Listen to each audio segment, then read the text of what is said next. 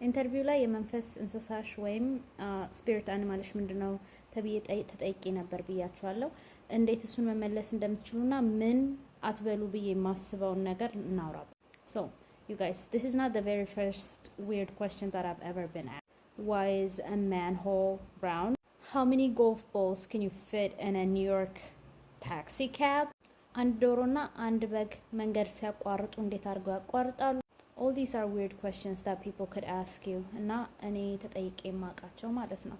እና እነዚህን ጥያቄዎች ለምንድነው የሚጠይቁት የሚለውን ነገር ስናወራበት it's just to see how you think through things, okay? Usually ይሄን ጥያቄ ጠይቋችሁና ከመለሳችሁት በኋላ how የሚለው ጥያቄ ነው follow up የሚያደርግ.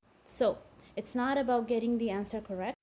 It's just about knowing how to explain the how part afterward. You have to walk them through the process of you thinking about it, okay? So for example, what is your spirit animal? ተብዬ ቀደም ላይ ስጠየቅ እኔ የመለስኩትን ልንገራችሁ. It caught me off guard, I'm not gonna lie. So I had to pause and think about it for a second. And I told him my honest answer. I was like, to be honest with you, I've never thought about it, but that's a great question. And I went and I said, if I had a spirit animal, it would be a dog.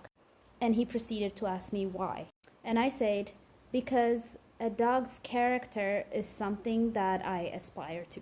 Dogs are fighters, dogs never give up, and they love endless. And I chose a dog as my spirit animal because I aspire to have those characters in my life. And that was the answer I gave.